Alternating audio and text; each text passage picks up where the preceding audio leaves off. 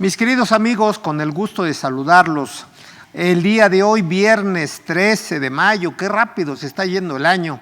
Siendo las 9 de la mañana con 13 minutos, estamos transmitiendo en vivo y en directo desde las instalaciones del Corporativo de CADEFI.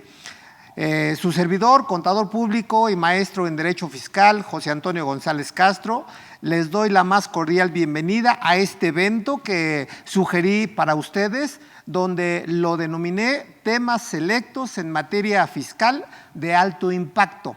¿De qué vamos a hablar básicamente? Pues vamos a hablar de todo lo que al día de hoy ya está vigente o va a entrar en vigencia, porque son temas actuales, son temas del día con día y desde luego lo más importante que hoy en materia contable, fiscal, corporativa, de dictamen inclusive para aquellos que decidieron dictaminar sus estados financieros 2021, pues también tengan presente algunas aristas que es importante que las recuerden. Por lo tanto, vamos a dar formalmente inicio. Ya saben la mecánica, pueden mandar sus preguntas vía WhatsApp. Con gusto damos un espacio para atenderlas. Por otro lado, saben que también otro punto importante es disfrutar el evento para que realmente sea algo sano, sea algo propositivo.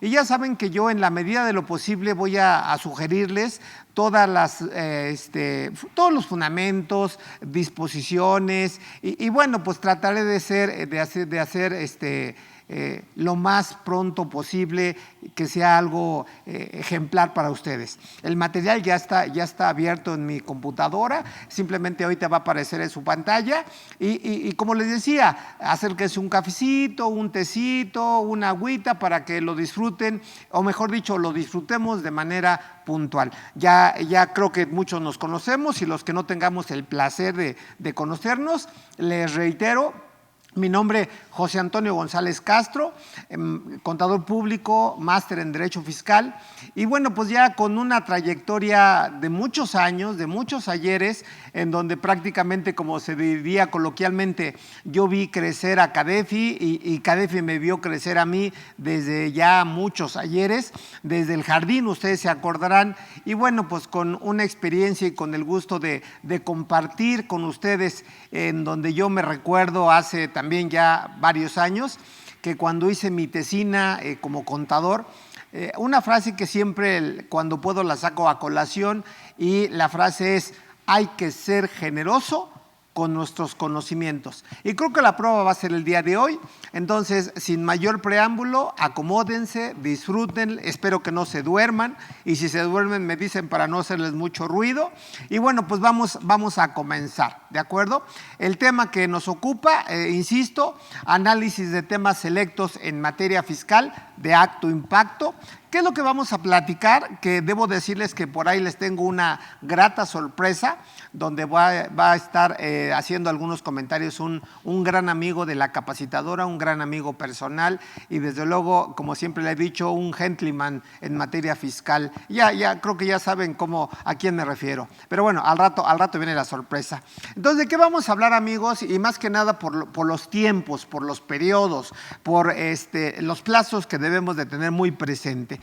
Número uno, vamos a hablar de la vigencia del CFDI 3.3, que tiene un periodo de convivencia con el CFDI 4.0 y hasta donde conocemos al día de hoy, ese periodo de convivencia va a ser hasta el 30 de junio de este año. Por lo tanto, a partir del 1 de julio es obligación emitir todos los CFDIs, inclusive el de nóminas, con las modificaciones en los artículos 29 letra A y desde luego los anexos que apliquen y incluyendo lo que es el instructivo de llenado que nos da a conocer la autoridad fiscal. Por lo tanto, también para que no se sienta mal, le mandamos un saludo a todas las personas que representan hoy al SAT, porque finalmente yo siempre he dicho que por ellos tenemos, gracias a ellos, mucho trabajo.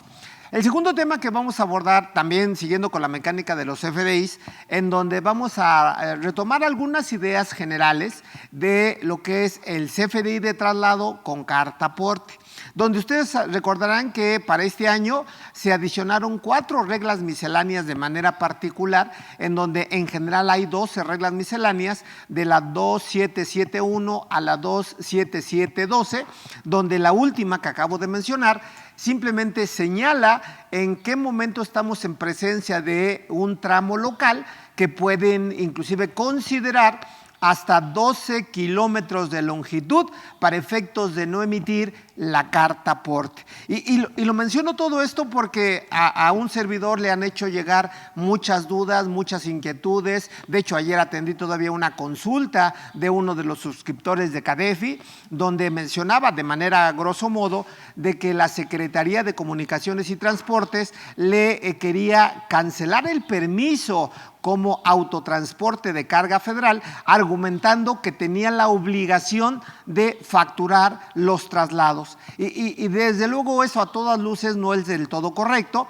porque ustedes sabrán o recordarán de que si yo vendo un producto y dentro del costo del producto que yo vendo ofrezco de manera gratuita el servicio de traslado, pues no se tiene que cobrar. Sin embargo, sí se tiene que emitir el CFDI de traslado con carta aporte, dependiendo del tipo de camión y demás, que ya lo aterrizaremos. Ahora, ¿por qué es importante nada más el comentario hablando de periodos? Porque a diferencia del CFDI 4.0, aquí hay un periodo de prueba, y tomo las palabras del ingeniero Ricardo, se me va su apellido, Aguilar, donde él dice de manera textual de que del periodo de enero a septiembre, así lo llama como un periodo de prueba. Inclusive le mando un saludo a Ricardo, donde es importante señalar de que a diferencia del CFDI 4.0, la carta aporte con los requisitos que ya conocemos entró en vigencia el 1 de enero del 2022.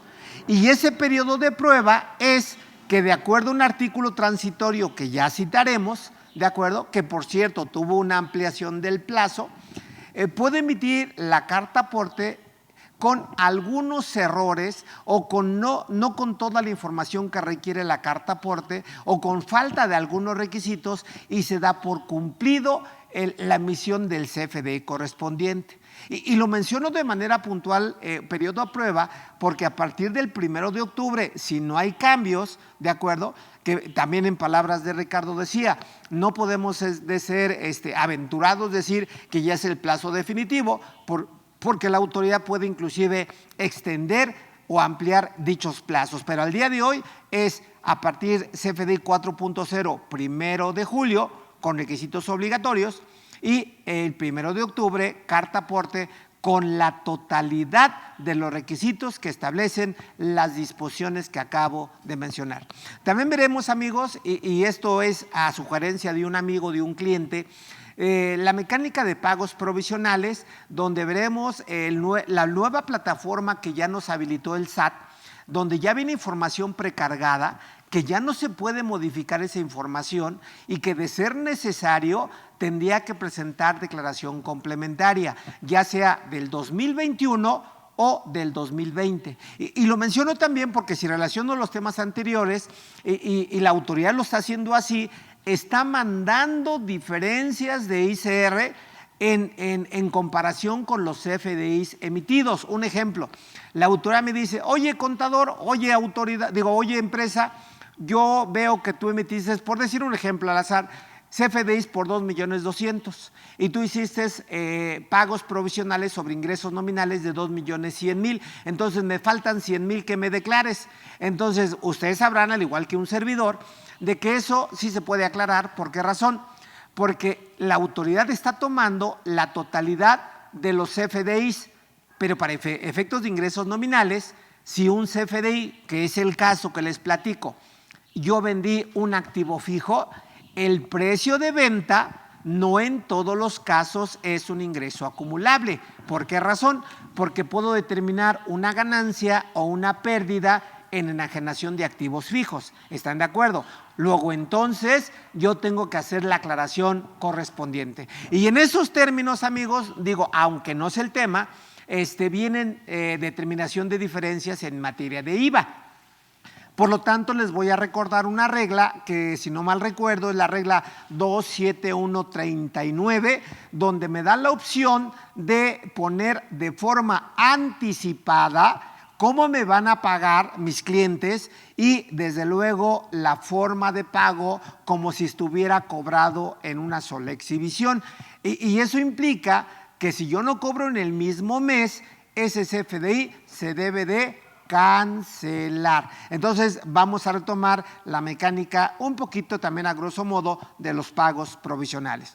Otro tema que también tengo preparado para ustedes es platicar de lo más relevante, lo más representativo, algunas preguntas frecuentes al SAT de lo que es el tema que ya se ha abordado de muchas aristas. Yo daré en mi punto de vista particular del famoso beneficiario controlador. Inclusive por ahí ustedes checarán en internet que he sacado algunos podcasts, algunos comentarios, algunos videos, algunas revistas donde he mencionado de que prácticamente todas las empresas deben de identificar y en su momento informarle al SAT todos los requisitos que hoy la regla miscelánea solicita a propósito del beneficiario controlador. ¿Queda claro? Entonces vamos a repasar lo más representativo de este tema, comentarios, sugerencias, el porqué de la reforma, ¿de acuerdo? Y desde luego las consecuencias, que las consecuencias, digo, recordando un poquito y para abrir boca, recuérdense que pueden haber multas que van desde 500,000 a 2 millones de pesos por no cumplir con las obligaciones inherentes al beneficiario controlador.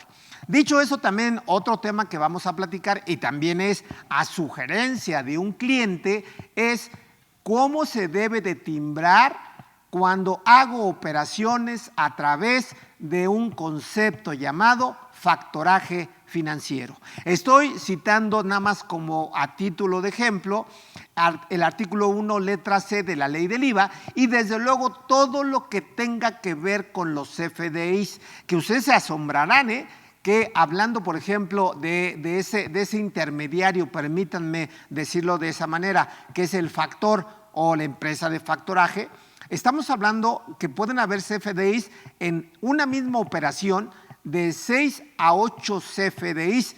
Y aquí el punto interesante, ¿cuál es? Que si no emito los CFDIs, pues pueden haber consecuencias interesantes. Y una de esas consecuencias es la no deducibilidad, por un lado. Por otro lado, pudiera ser el reconocimiento de ingresos adicionales, etcétera, etcétera, etcétera. Entonces vamos a abordar en la medida de lo posible también con precisión cuáles son las aristas importantes del factoraje financiero.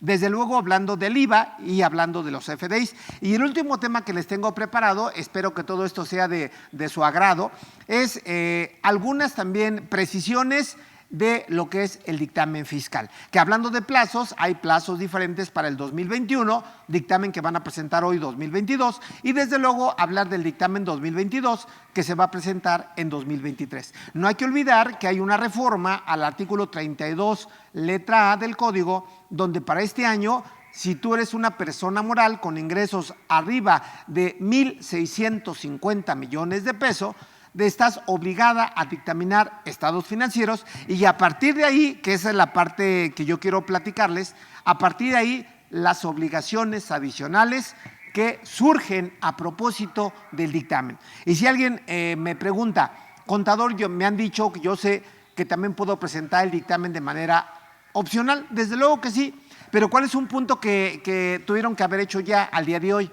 Que ya presentaron su declaración anual y desde luego, por otro lado, ya presentaron la opción o la obligación de dictaminar. Y creo que se me pasó, a lo mejor por omisión, otro tema que vamos a platicar porque estamos en el mes de mayo, que a propósito, felicidades a todas las personas que tienen la dicha de ser mamás, ¿de acuerdo? Yo le mando un abrazo y un beso a mi mamá, que en gloria esté, a mi angelito que le llamo, y desde luego a todas las mamás que no solamente el día de 10 de mayo se tiene que festejar, se ha dicho, yo me sumo al comentario, es para festejarlas todos y cada uno de los días del año, porque realmente su trabajo es interminable. Mis respetos y mi admiración para todas las mamás, ¿de acuerdo? Bien, entonces vamos a hablar de PTU porque PTU también se paga en mayo y desde luego personas físicas que tengan trabajadores, la PTU se paga en junio. Entonces vamos a ver algunas aristas en particular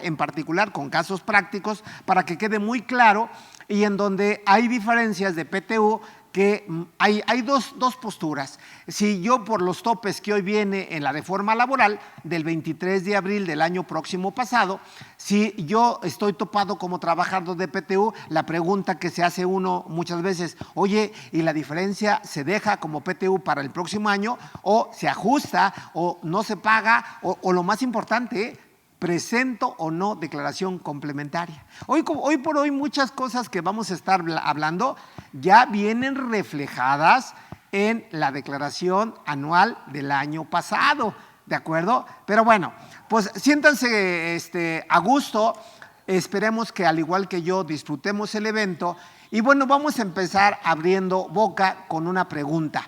Y una pregunta, es interesante esto porque no he empezado, pero ya vienen las preguntas. Está bien, entonces vamos a atender la pregunta de Gaby, ¿de acuerdo? Gaby dice, buenos días, ya he intentado una y otra vez conectarme al curso, y bueno, pues bueno, yo le diría a Gaby, pues sigue intentándolo Gaby, ahorita nuestros ingenieros van a hacer lo propio. Pero bueno, mis amigos, sean bienvenidos, vamos a disfrutar el tema y desde luego su amigo y servidor, José Antonio González Castro, está para complacerlos. Hoy es el día de las complacencias. Entonces vamos a comenzar, amigos. En su pantalla ya van a venir el material, que ya los tienen ustedes en la nube a su disposición. Simplemente por cuestiones técnicas les he de decir que me parece que sumé 2 o 3 plantillas adicionales, donde con gusto se los compartiré. Pero bueno, amigos, vamos a iniciar y la primera lámina que les comparto es esta, donde vamos a ver lo que dice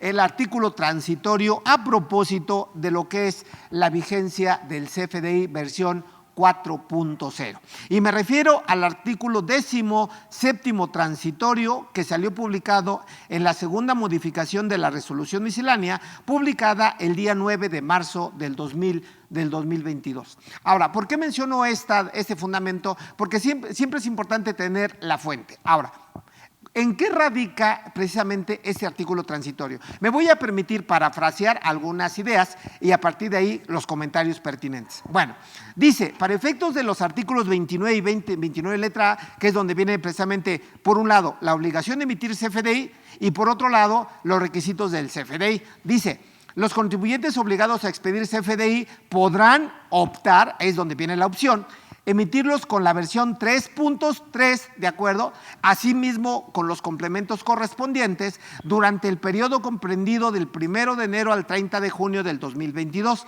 Es por eso que viene una flechita en la parte inferior y dice, esto es un periodo de convivencia. ¿Por qué razón? Porque el punto central es que ustedes pueden emitir un CFDI con la versión 3.3, no pasa nada. Pueden emitir un CFDI con la versión 4.0, no pasa nada, o pueden convivir, como lo acabo de decir, emitiendo CFDIs con las dos versiones. Con las dos versiones, pero quiero aclarar algo que resulta obvio, es que no deben de facturar al mismo cliente con las dos versiones, ¿queda claro? Porque estarían duplicando sus ingresos. Y a partir de ahí pueden venir muchas dudas que la intención no es profundizar al 100%, simplemente ya damos algunas aristas por entendidas, nada más estoy resaltando lo más representativo, porque una pregunta que se pudieran hacer ustedes, que es obvia, es lógica, oye Toño, si yo hago un descuento, hago una bonificación, tengo una devolución sobre ventas, ¿lo puedo asentar en el mismo cuerpo del ingreso del CFDI? Claro. Oye, ¿puedo dar una nota de crédito posterior? Claro, pero no hay que perder de vista que de acuerdo al régimen fiscal sobre el cual estén tributando, y pongo 2 ejemplos, régimen general de ley y por cierto les damos la más cordial bienvenida a todos nuestros seguidores en Facebook, ¿de acuerdo? Estamos transmitiendo desde las oficinas de CADEFI, perdón por ser un tanto reiterativo, donde el tema de hoy o los temas de hoy son temas emblemáticos, son temas actuales, son temas del día con día, simplemente sirva un poquito a título de recordatorio, un poquito a título de qué elementos deben de considerar para efectos de no tener problemas con el SAT. ¿Y de qué tema estamos hablando? Del CFDI, de la carta aporte, de PTU, de pagos provisionales, de dictamen fiscal, de beneficiario controlador, de facturaje financiero. Entonces vean, hay una propuesta interesante de los temas. Estamos ahorita también viendo una de las primeras láminas donde decía que de acuerdo al artículo transitorio de la segunda modificación a la resolución miscelánea, el periodo de convivencia para la emisión del CFDI 4.0 con la versión 3.3 es hasta el 30 de junio de este año, ¿de acuerdo? A partir del 1 de julio es que deben de emitir de manera obligatoria el CFDI con la versión 4.0, de lo contrario, como dicen por ahí algunos amigos, tienes que atenerte a las consecuencias. ¿Y cuál es una posible consecuencia? La no deducibilidad del CFDI. ¿Y quién va a pagar esa consecuencia? Regularmente los clientes. Y desde luego, quien emite, ¿cuál sería una primera consecuencia? Pues número 1, pago de multas. Número 2, desde luego, una posible intervención del SAT verificando lo que están haciendo. Entonces decía que una arista es, hablando de pagos provisionales, empezando a jugar con los conceptos, si tú tienes una bonificación, un descuento, una devolución sobre ventas, dependiendo en qué régimen fiscal estés tributando, donde sí se puede aplicar en pagos provisionales y en donde no se debe de aplicar en pagos provisionales. Ejemplo, si tributas persona moral título 2, régimen general de ley, aunque hagas devoluciones, bonificaciones sobre venta, descuentos, no procede aplicarlo en pagos provisionales. Sí en IVA, porque hay una disposición particular, que también haremos los comentarios pertinentes, pero no en renta, porque debo de tomar el 100% de ingresos nominales. A diferencia, por ejemplo, de Recico, que hoy por hoy, a partir del artículo 206 en adelante, ya muchos contribuyentes, personas morales, tributan en Recico. Y la mecánica que me dice, de los ingresos cobrados, réstale las deducciones autorizadas, y una de esas deducción es precisamente devoluciones, rebajas y bonificaciones sobre venta. Pero en Recico, por ejemplo, una arista, si tú acumulases el 100% de ingreso cobrado y derivado de ese ingreso cobrado haces un descuento, haces una bonificación o te hacen una devolución sobre ventas y desde luego devuelves el dinero, en ese momento sí procede la deducción. Operaciones en crédito no. ¿De acuerdo? Simplemente es para ir aterrizando. Entonces, estamos empezando con las precisiones en materia de CFDI. Siguiendo con esa mecánica, amigos, hay nuevos atributos que no en todos los regímenes fiscales aplica de la reforma en materia de CFDI. En esta lámina les comparto a título de ejemplo, dice, hay un primer atributo que se llama exportación, ¿de acuerdo? Y ese atributo de exportación simplemente es un dato requerido para expresar si el comprobante ampara una operación de exportación.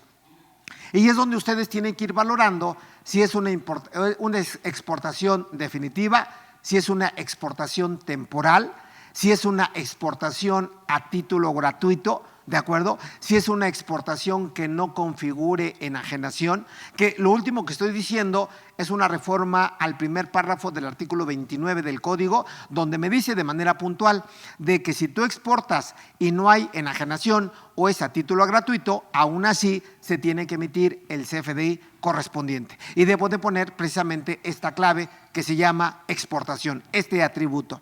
Otro atributo interesante con la versión 4.0 es ese atributo que así se llama, FAC adquirente, ¿de acuerdo? FAC, atributo adquirente. ¿A qué se refiere? Que es básicamente cuando ustedes utilizan un proveedor de certificación y simplemente para asignar o dejar indicado el número de operación proporcionado por el Servicio de Administración Tributaria, ¿de acuerdo? Pero solamente en esos términos. Otro atributo es el domicilio del receptor, que más que domicilio es el código postal, ¿de acuerdo? Otro atributo es el régimen fiscal del receptor, que es un atributo nuevo. Todo esto, insisto, va de la mano con la reforma al 29 y particularmente artículo 29 letra A del Código Fiscal de la Federación.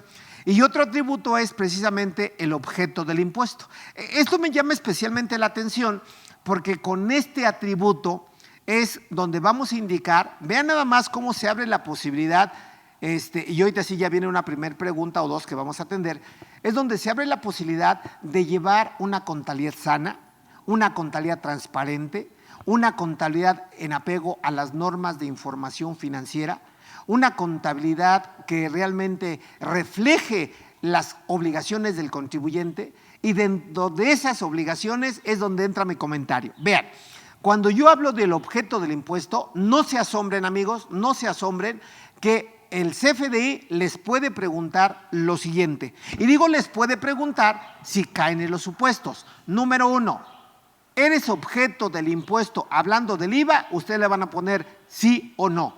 Ahora, luego les va a pedir, dame la base del IVA a la tasa del 16% y le van a poner la base. Luego dice, dame el IVA a la tasa del 16% y van a poner el IVA. Luego me dice, dame la base del IVA al 8%. Y luego les va a preguntar, dame el IVA a la tasa del 8%. Y luego me dice, dame la base del IVA al 0%. Y luego me dice, dame el impuesto al 0%, que ahí la respuesta es obvia. Y luego al final me dice, dame la base de los actos que están exentos en materia de IVA. Entonces, si sumamos, amigos, ya son por lo menos 9 datos que tenemos que asentar. Y aparte de eso, dentro de esta mecánica nos va a preguntar, dime si eres retenedor de IVA, ¿de acuerdo? Y entonces recuerden que hay retenciones de las 2/3 partes, del 4%, etcétera, etcétera, etcétera. Entonces es donde realmente se van a ir de alguna manera incrementando las obligaciones a cargo de los contribuyentes. Bueno, dicho eso, vamos a atender algunas preguntas que me hacen el favor de mandarme. Sale, empezamos con las preguntas. Hay una pregunta de la contadora Eguía y dice, maestro Castro, gracias, buenos días, dice, persona física reciclo,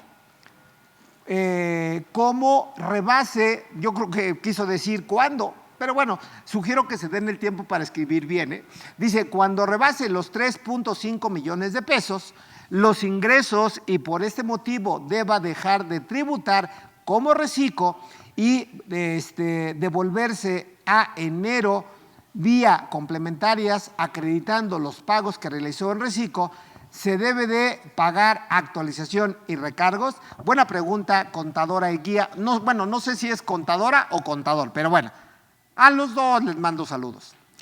Bueno, contesto. Mira, efectivamente, lo que acaba de preguntar el contador o la contadora es muy cierto. Cuando tú estés tributando como reciclo, persona física, régimen simplificado de confianza, la resolución miscelánea es clara al apuntar de que puedes cambiarte a régimen general, o mejor dicho, debes de cambiarte a régimen general, ¿de acuerdo? A partir del próximo mes, cuando rebases ingreso, que es el caso de la pregunta, cuando eres incumplido o cuando eres omiso, ¿de acuerdo? Hablando de incumplimiento y de omisión, me refiero a que realmente no presentes pagos provisionales, no atiendas algún requerimiento ante el RFC, entre muchos otros. Entonces puedes salir de reciclo, ¿de acuerdo? Entonces, ¿qué me dice la resolución miscelánea al respecto? Debes de regresarte a recalcular el impuesto, y es lógico, porque vas a aplicar la mecánica ingresos cobrados, que ahí no cambia, pero le vas a restar deducciones autorizadas y dependiendo la base puedes pagar desde el 1.92% de impuesto hasta el 35%. Por lo tanto, seguro vas a tener diferencias de impuestos, ¿de acuerdo? En donde bien dice la contadora, ¿vas a presentar complementarias? Sí, desde enero, sí, y vas a pagar recargos y actualización, claro, porque al final del camino si tú pagases 1 peso y debes de pagar 5 pesos, sobre la diferencia, que son 4 pesos en mi ejemplo, pagas actualización y recargos en los términos del artículo 17, letra A del código, donde vas a actualizar, y el artículo 21 del mismo código, que vas a causar recargos a la tasa del 1.47%, de manera mensual. ¿Queda claro? Entonces, ahí está la pregunta y la respuesta a la contadora Eguía.